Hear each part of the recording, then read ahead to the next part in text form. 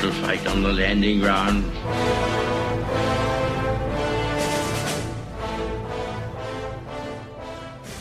Thank you for joining us. You are listening to A Radio, and this is the Morning Moment. We're on weekdays, 11:45 Eastern. Follow us on Spreaker.com and click on the like button. Now, recently, the President of the United States signed a national emergency. Here's a reminder.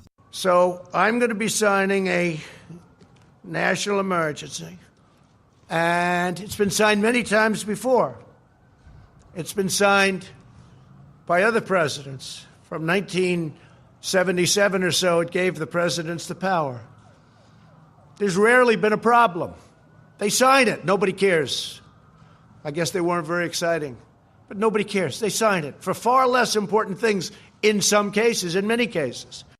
Now, I'm sure many of you know the Democrats, that two-faced party who were for border security and now they're against border security. So you have to ask yourself this question, and the same applies to those Susan Collins clones in the Republican Party. Why is it okay for Barack Hussein Obama to sign DACA, which was unconstitutional, but the President of the United States to sign a national emergency is not constitutional? How do you square that? To anyone who looks at that logically, it makes no sense. Unless, of course, you don't want to stop the flow of illegals into the United States. What possible reason could there be for that? Well, let's think about that for a moment. In the case of the left coast, it's quite obvious that the Democrats think that increasing their numbers will in fact overwhelm the state of California and neighbouring states, thus cementing their grip on local, state and federal politics. And that might well be the case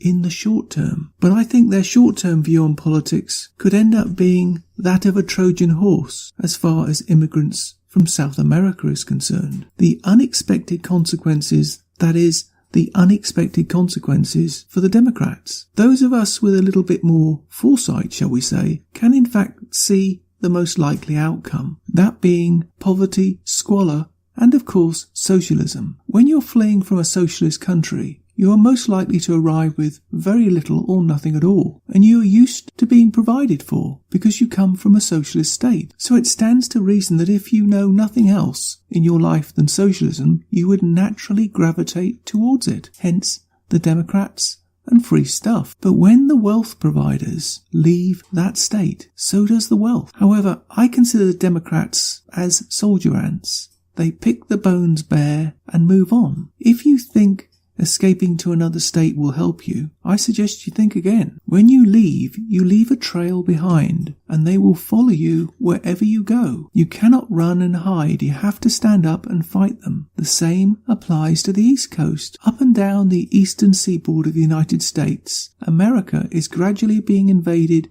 by illegals, not just from South America, aided both directly and indirectly by Democrats. Again, they see only short-term goals, namely power and control. Long-term, they will obviously be overwhelmed. If you doubt me, you only have to look at Europe now and Britain and what it has become. In the meantime, consider this. Why would Congress not pass a clean bill on border security and build the wall? Yet, and I quote this piece from Breitbart, the Republican-Democrat spending bill signed by Donald Trump last week provides Pakistan with at least $15 million in US taxpayer money for border security program, as well as funding for cross-border stabilization between Afghanistan and Pakistan. Now, the links to this piece will be on my site, and this is only part of the piece. American taxpayers are continuing to fund border security measures and border walls in Pakistan,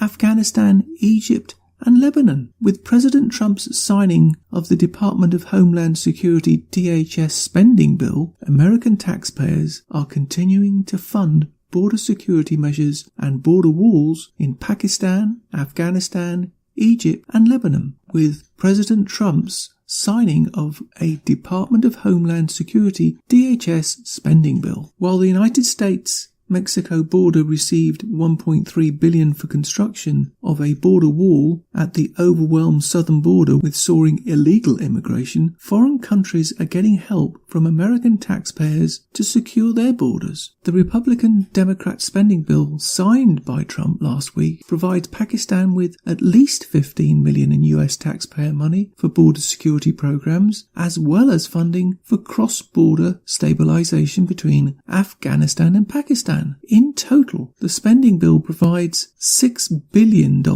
in American taxpayer money to finance foreign militaries, some of which can be used by Lebanon to strengthen border security and combat terrorism. The spending bill provides about $112 million in US taxpayer money for economic support for Egypt, including $10 million for school scholarships for Egyptian students. Egypt's military receives about $1.3 billion in the spending bill, some of which can be for border security program. And the piece continues. Well, there it is. You are paying for other countries to have walls, but you don't want to spend any money securing your own. Strange, don't you think? I would suggest to you that this is the definition of insanity. How can any member of the American system of government vote this way? Unless, of course, they don't believe in that way of government. And they are in fact trying to undermine it. Could that be? If that is the case, didn't they all swear an oath to uphold the Constitution of the United States? So, I put it to you, isn't that treason? I would say that was the absolute definition of treason, and that's my comment. You can find more at aradio.wordpress.com, where you can find links to us on Twitter, Facebook, Instagram, iTunes, iHeartRadio, Gab, and email. You can now find us on Spotify. Just go to the podcast section and type Canadian Politics with a Twist and you'll find us. We are continuing to reach out to you, so please pass on the links. Please click on the follow button on Spreaker.com. You can listen to all my morning moments at Spreaker.com under A Radio, that's EHRADIO, A Radio. And please click on the like button. And you can find all my podcasts and morning moments at aradio.wordpress.com and click on the Morning Moments tab.